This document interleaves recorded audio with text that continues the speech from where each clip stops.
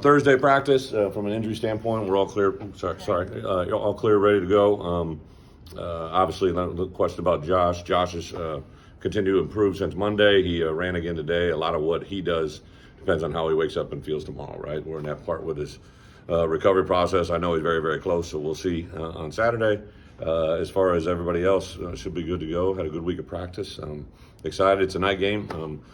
I know we've been putting a lot out there from the athletic department to try and get this place as full as possible. I know there's been a great response. I thank all the fans that have been here, all the new ones that are coming, and hopefully all the ones potentially still to come yet today. So excited about Saturday. What kind of edge has the group practice with?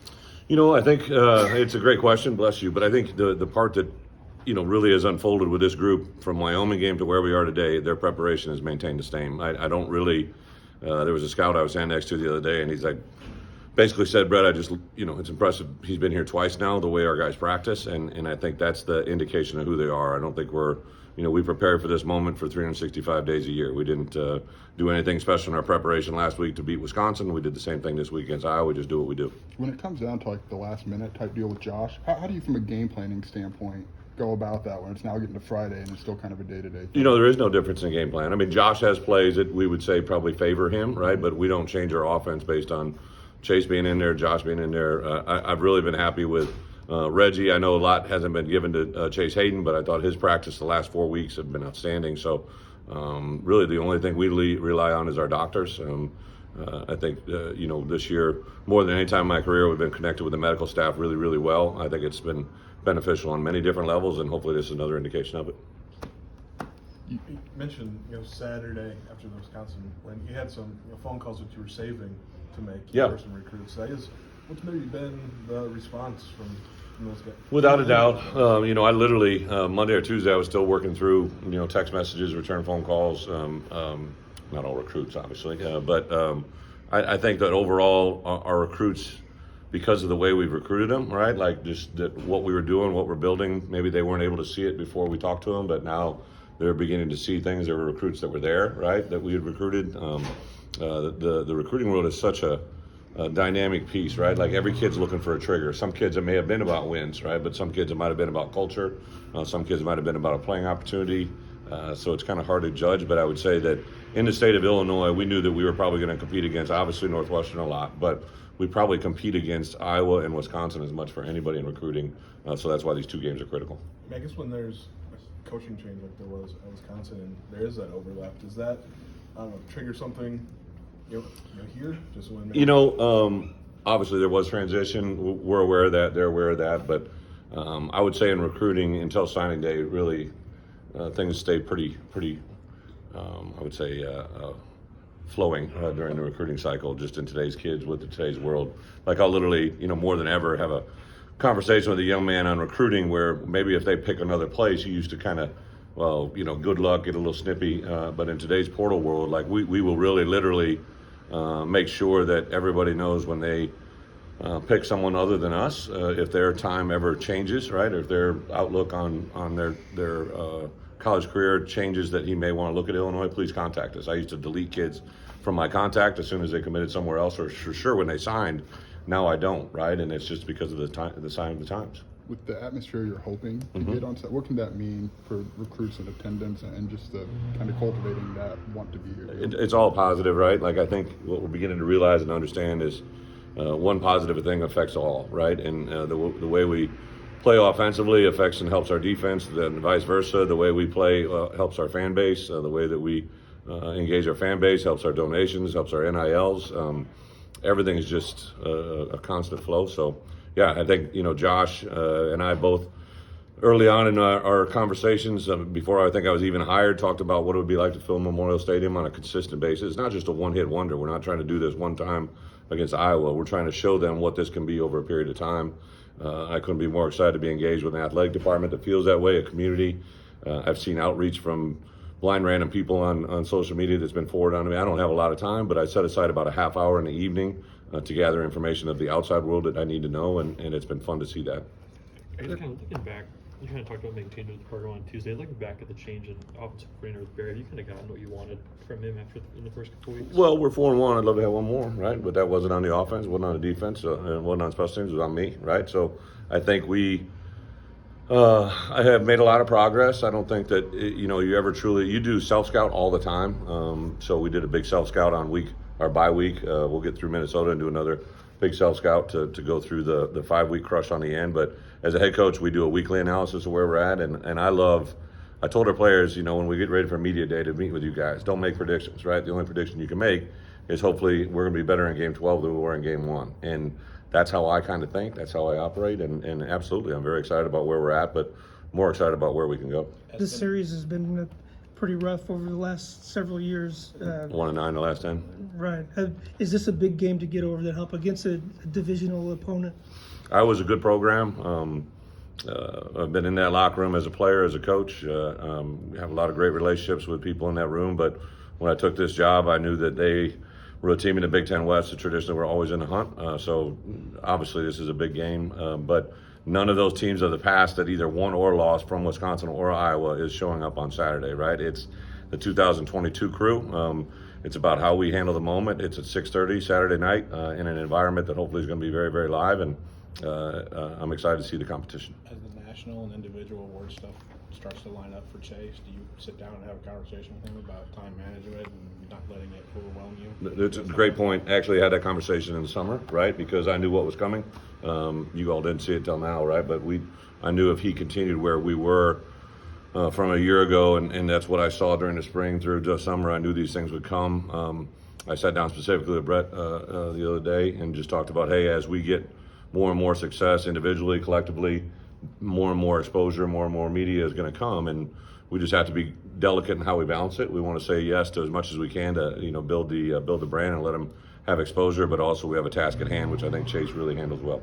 You've talked about complacency before. Following a big win, it's the hardest thing to fight, that type of thing. So this week, what are the things to fight after a big road win like that? So I usually partner it with, we love to be, one of the greatest things you can bring in life is consistency, right? And the adversary to that is complacency, because people just assume things are going to happen, and then obviously they don't. So literally on Tuesday, I brought it up, from an early down standpoint for us to have success at Wisconsin. We preached early down success. Now we did it. Now here it carries into Iowa. How does it affect? Because we're a different defense. We're playing a 3 down there, 4 down here. So it's kind of just a day by day. Wednesday we put in red area goal line and 3rd down, and talked about how that affects, by the way, Iowa's going to play us. So Robert, I don't know if that answers your question, but you kind of just daily kind of chip away with what's in front of you. The overall theme they get, but I think the culmination. I have a meeting today at 5:15, probably, which is one of my favorite meetings of the week, and we'll stress the things that I feel are important for Saturday that they'll kind of buzz, and those will be the things that you guys hear a lot in the post-game locker room. Do you see any difference from this? Last year you spoke of that after the Rutgers game of it feels like maybe we got a little complacent after Penn State. Great point. Do you see any of that same this week? Are you seeing the response from your team? No, I like where they're at. I've complimented them, but I also point out things. I think it's really easy to say this, but a lot of times after a win, it's very easy to coach guys, right? It's whether or not they want to hear you, and I've made them, I've made some guys uncomfortable. I think anytime you can get after your best players and challenge them that's not good enough, that's heard throughout the whole locker room. So I'm happy with where we're at, but there's been, I've been in this a long time now, right? Like I've been in it where you walk off the field after a Thursday practice, thought it was the best Thursday we had all year, and you go lay an egg on Saturday, or vice versa. Thursday doesn't go right, you go out and play Saturday. So still getting to know this team through game, obviously going into opportunity number 6. I like the way they've handled the week, but we'll see here the last 48 hours. In a game that it features 2 really good defenses, what are some things that you think will tip the scales one way or the other? Last week we were on the road, so it was a little bit different. I said, hey, we're going to have our moments, but we got to survive theirs, right? But the same thing happens here. Iowa's going to come. They're a team that won a game by scoring 2 safeties and a field goal, right? Like they're very engaged with winning games through good defense, being smart in the kicking game. They're one of the most effective teams there is.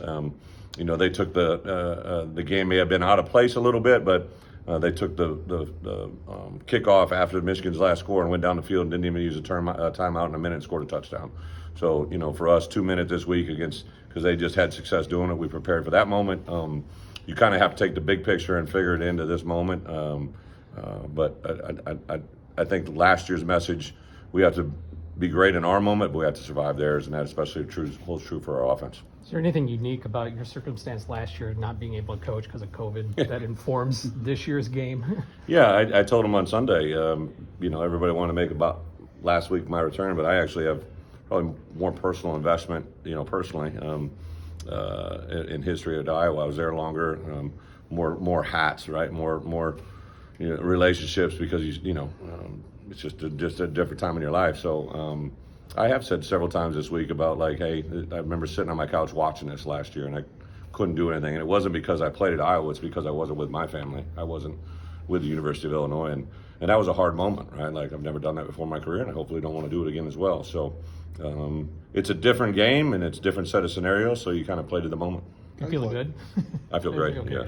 Guys like Marquez and Kendall have had kind of long paths to this moment, and various a great degrees point. of in-game success, I guess. Like, Yeah. what's it say about maybe their perseverance or patience? to I kind of think it stick says a with lot this? about probably the people before we got them here, right? One of the drawbacks of taking a job is you don't get to recruit these young men you inherit, right? And Mike Marquez's family, his dad played at Iowa, so there's an automatic connection there. I remember talking to him on the phone. Kendall's background and history, because he even went in the transfer portal. I remember talking with his family. So both those kids, probably before I ever met them, had this gene in them, right, and had developed who they were, because you're not going to survive their story if you're not strong. And both of them are great representatives of that. And I would tell you probably after the game, like in the locker room at Wisconsin, I distinctly remember going and getting a hug from Kendall and going to get a hug from Mike. And I think it's just you share those moments with those kids because you know how much they've been through and how much they love that moment when it happens. We spoke to Calvin yesterday, and he said that confidence was just a big thing for him with his staff, and just having them tell him that he was important and he was going to be really critical. Yeah. Did you get a sense of that was the case, that he could get to another level if you guys just maybe hugged him a little bit more instead of just, Yeah. or No, getting more confidence? I think I know what Calvin's meaning and saying, Yeah. right? Like sometimes it's hard to work through some layers, that were created before you got here. I remember Calvin out of high school, right? I remember seeing him in high school, in his high school. And then I think when we got here, we did some things that made him uncomfortable, right? And when you make people uncomfortable, they usually go one way. They either respond or resist. And at first, there's probably a little bit of resistance. And there's been several times now during the course of our time together where I've challenged him individually or in front of people, brought others along. I love the fact that he went and lost probably about 20, 30 pounds before the season started. And, I've just been kind of pressing him like, hey, don't get comfortable, because when he gets comfortable, he reverts, right? He's on a path now that hopefully continues to be in the right direction. I met with agents and scouts. I said, listen, this guy's playing as good a football as we've seen him play since I've been here.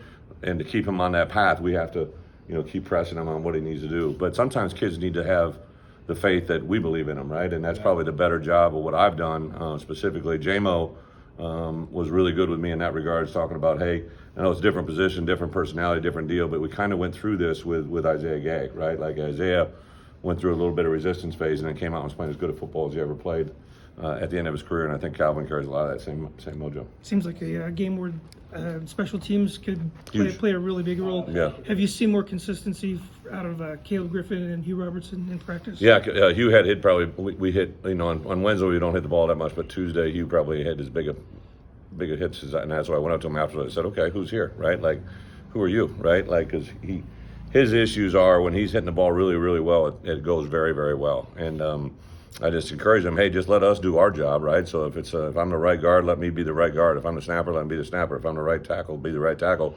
You just be Hugh, right? And hopefully that carries into Saturday. He had a couple nice balls today. Caleb has hit the ball extremely well. He didn't hit early in the week, but today I believe he was perfect on field goals. And then kickoff is kind of a work in progress. I don't know. It's really got 3 different options. We'll kind of wait to see where we're at Saturday.